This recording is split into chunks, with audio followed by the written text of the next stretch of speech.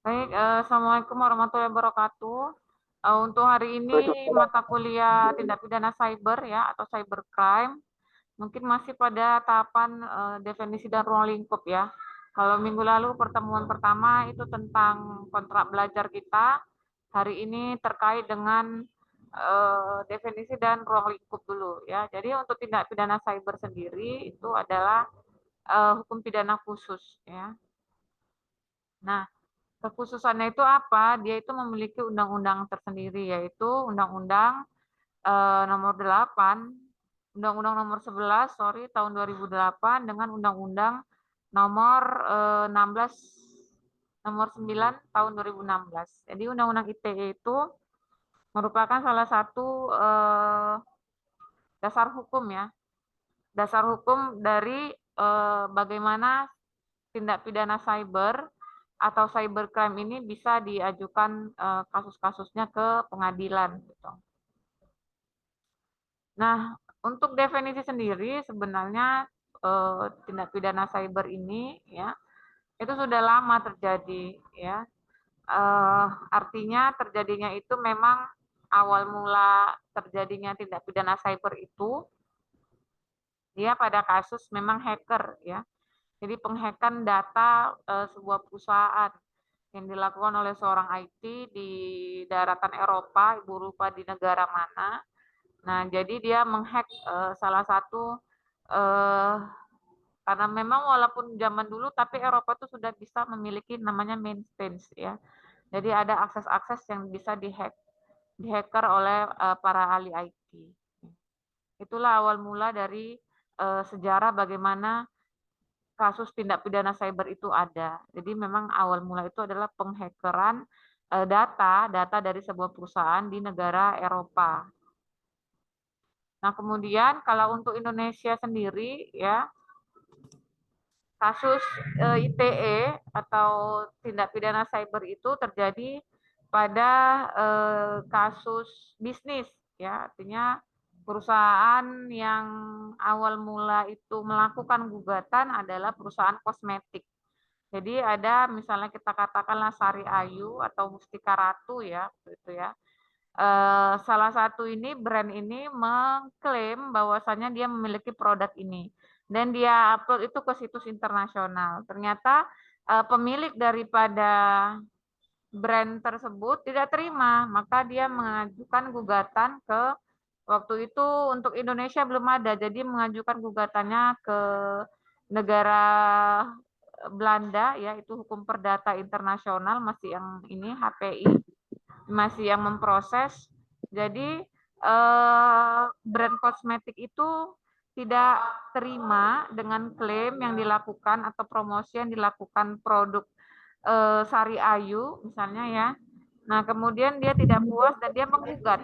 Jadi memang untuk di Indonesia sendiri kasus pertama itu adalah kasus gugatan terkait dengan produk kosmetik. Nah, itu untuk cyber ya. Walaupun dia memang tidak pidana ya secara perdata, tetapi itulah memang tonggak sejarah dari munculnya Undang-Undang ITE. Nah, sebenarnya kan awal mula Undang-Undang ITE ini dibentuk kan untuk bisnis ya. Untuk bisnis, untuk ekonomi, seperti itu. Nah, karena semakin lama ternyata cyber ini juga berarah ke arah pidana. Maka diaturlah pasal-pasal 27 ya, pasal pencemaran nama baik ya kan, kemudian pasal-pasal hoax ya, muncullah dia ke dalam ranah perdata, tapi awalnya itu pidana, sorry, awalnya itu adalah ranah perdata terkait dengan ekonomi dan bisnis. Sejarahnya juga gitu, awalnya itu adalah brand produk yang digugat secara perdata karena dia memposting brand produk yang bukan miliknya itu secara ke situs internasional. Ya. Jadi itu awal mula lahirnya atau awal mula sejarah terjadinya kasus IT di Indonesia dan di dunia. Nah, kemudian kita masuk. Apa itu undang-undang tindak pidana cyber? Ya, tindak pidana cyber itu pastinya yang terjadi di dunia maya, ya. Tapi efeknya tetap berimbas pada dunia nyata, gitu ya. Walaupun dia ada di dunia maya, imbasnya itu ke dunia nyata. Bisa nggak Bu itu berantas atau bisa nggak itu diselesaikan? Ya tidak bisa, sulit ya. Apalagi kalau kita beralih kepada proses pembuktian. Ya. Yang namanya cyber ini kan dia bisa saja hilang, ya. Bisa saja dia dinonaktifkan, bisa saja situsnya dihapus, ya. Bisa di-ban.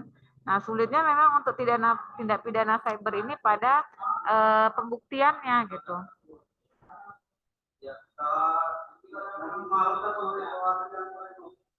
Pada kasus pembuktiannya. Jadi memang untuk pidana cyber sendiri sulit melakukan pembuktian.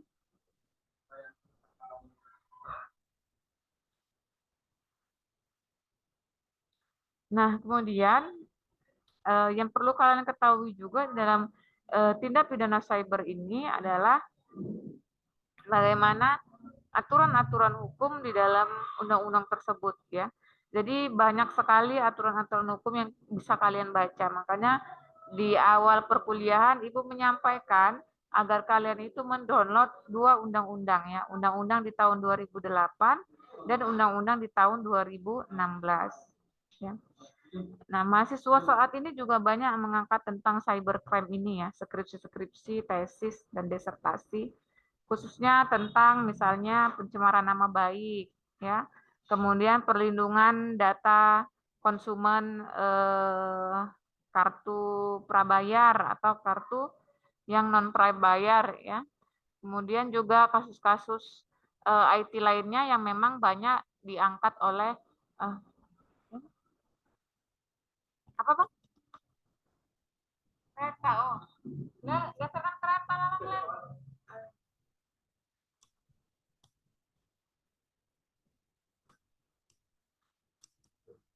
Jadi memang itu ya banyak kasus-kasus IT saat ini juga banyak brand-brand produk Aqua yang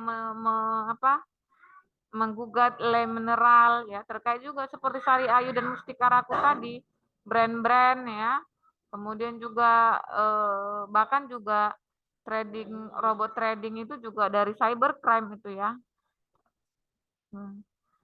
Robot trading ya kemudian juga penipuan-penipuan juga banyak secara online gitu. Memang dinamika untuk yang namanya cybercrime ini sangat banyak. Nah, yang jadi masalah itu hukum kita itu tidak mampu ya kalau Ibu lihat tidak mampu untuk bisa mengatasinya. Karena terlalu banyaknya kejahatan tapi aturannya sedikit gitu. Masih undang-undang ITE, undang-undang money laundering yang dipakai ya. Belum ada undang-undang yang benar-benar mengkhususkan terkait dengan kasus-kasus contohnya misalnya pencemaran nama baik itu kan banyak yang terjadi itu bisa dibuatlah satu putusan atau undang-undangnya atau misalnya terkait dengan trading robot-robot trading itu gitu ya jadi aturannya masih pakai money laundering masih pakai undang-undang ITE sedangkan kejahatan-kejahatan yang terjadi pada dunia maya itu lebih dari itu banyak sekali ya. Dan memang kalau dipikir-pikir dunia maya ini lebih banyak mudaratnya ya, lebih banyak kalau secara Islami lebih banyak tidak baiknya kalau menurut Ibu ya. Banyak hal-hal yang jelek di sana, banyak terjadi kasus-kasus, kemudian juga yang tidak pantas kita lihat, tidak pantas kita dengar ya. Walaupun memang butuh ya, kita membutuhkan IT contohnya saja seperti virtual ini gitu. Kita butuh Zoom ya, kita butuh email, kita butuh WhatsApp ya kan untuk mempermudah komunikasi. Tetapi lebih banyak sebenarnya mudaratnya. Dan untuk para pebisnis juga sangat perlu ya seperti yang jual-jual online ya Gojek online. Jadi memang cyber ini seperti ya dua belah mata pisau gitu. Ada yang bisa melukai, ada juga yang ya tidak apa-apa, jadi bagus gitu. Memang ya pandai-pandai kita secara bijak menggunakan yang namanya dunia maya ya. Modus penipuan juga banyak terjadi ya. Mungkin itu saja dari Ibu ya. Ibu tidak panjang lebar karena ini pertemuan yang kedua. Ibu buka saja sesi tanya jawab. Silakan jika ada yang mau ditanyakan. untuk definisi dulu ya. Definisi dan ruang lingkup tindak pidana cyber. Silakan, ada yang mau ditanya? Jadi untuk minggu depan kita di hari Rabu ya. Walaupun jadwal Kamis, Ibu buat aja hari Rabu jam 3:30 sore. Ya. Jadi sebelum asar. Di pas asar jam 4 kita udah selesai gitu. Karena kan Kamis itu Jumatnya sudah Lebaran. Nggak mungkin kita Kamis Zoom ya. Ibu juga mau masak lontong ya. Mau beresin lah untuk Idul Fitri. Jadi kita buat di hari Rabu untuk Zoom minggu depan, Rabu jam 3:30. Oke? Ada yang mau ditanyakan terkait dengan definisi dan ruang lingkup tindak pidana cyber?